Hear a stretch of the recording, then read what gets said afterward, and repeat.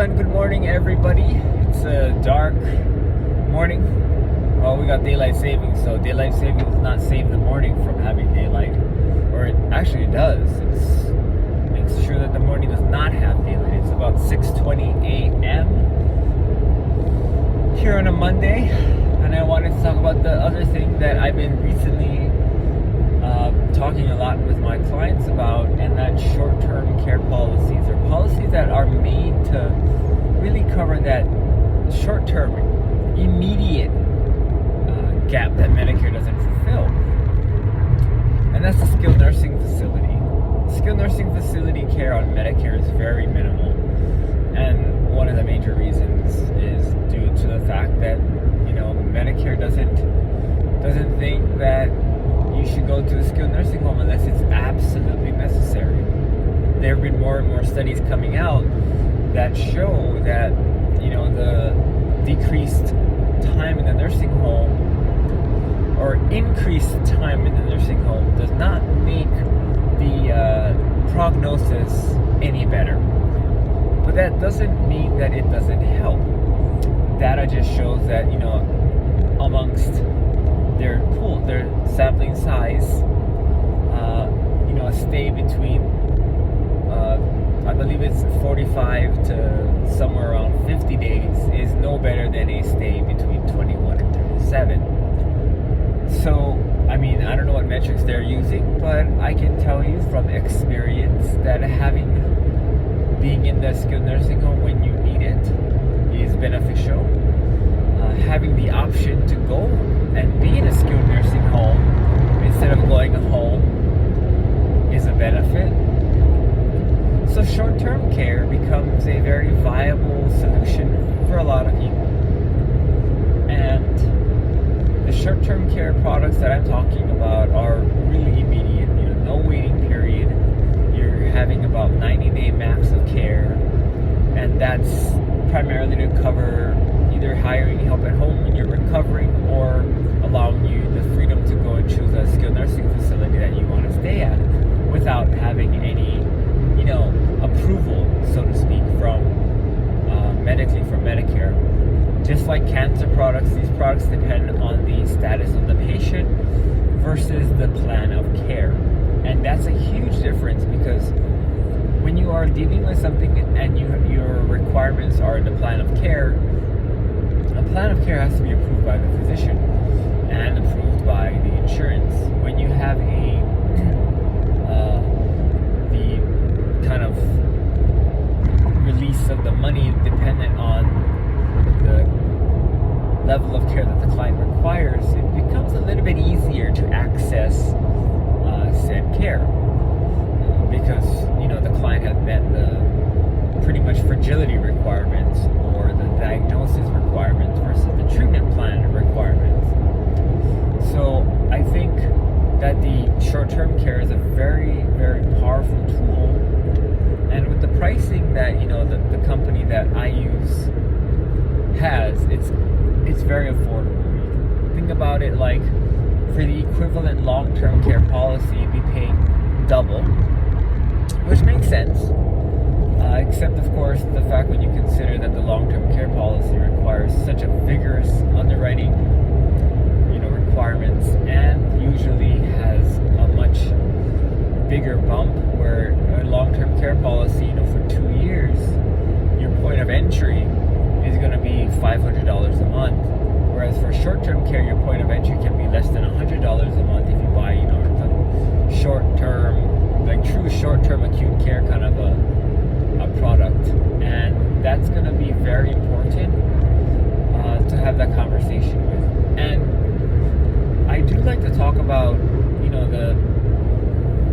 the preparedness of your client. So when talking about insurance and the I guess you could call it the large costs that some services, some things have, the impact that they have on individuals, having that conversation beforehand and offering a solution can can help you on the back end if one of these things were to happen. Now, as an insurance advisor, insurance person, financial advisor, you have to talk about these things because most people don't know that they exist. Most people don't know that, there's no real fail-safe or no real, catch or falling net for a lot of these kinds of services and illnesses. And they're going to tell you, or they're going to mention to you how bad this insurance is and why didn't you give them something stronger. When you talk about these gaps and you make it apparent and you have a solution for them, they can't go back and tell you, hey, why didn't you tell me about this gap? For example, for Medicare and cancer, or Medicare and short-term care, since that's the topic of this video. So for short-term care, you can be like, well, I mentioned we covered how Medicare Part A in the skilled nursing facility, the coverage there isn't very good. And it's very stringent. You need to meet very intense guidelines to be in the skilled nursing facility after you are in the hospital. And that's the only way you can get skilled nursing facility care. We talked about a short-term care product where if something were to happen, you needed this care, we would be able to provide you with some of that, but that's not Medicare, that's a short-term care product. It's going to cost you a little bit more, but it'll protect you against that. And so, you mentioned that you didn't want to purchase it, and that's why we're here, there's always an option. And with the short-term care product being how it's priced, just using the policy once or twice,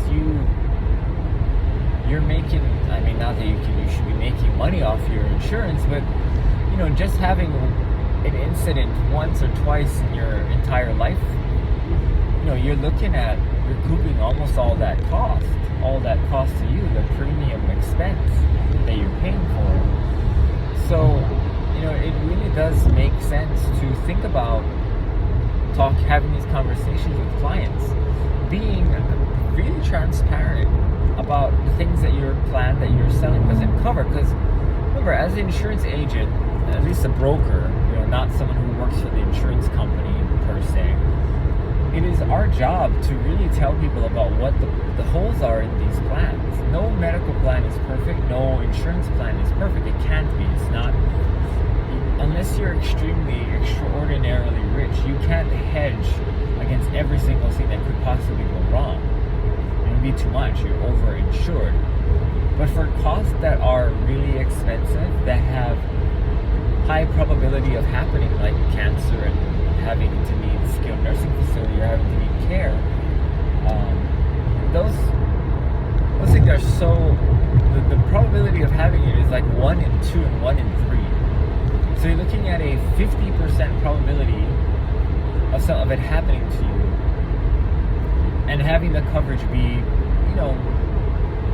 not ideal for people who are living on a fixed budget. So if you can build in a fixed cost that protects them from these higher, spike costs, you're at least helping them somewhat afford this care and be able to make a choice when the time comes, if the time comes. And if you don't talk about it, if you don't talk about it, you're looking at a potential future liability. If you do talk about it, at least you provided an option, right? Something that Medicare doesn't cover well. It's probably all I can talk about it, the extent I can talk about it anyway, without diving into more of the same examples. I hope you guys have a good day. Be good, do good things, help out your clients, cover those individuals who need the help. And as always, I will see you in the next video.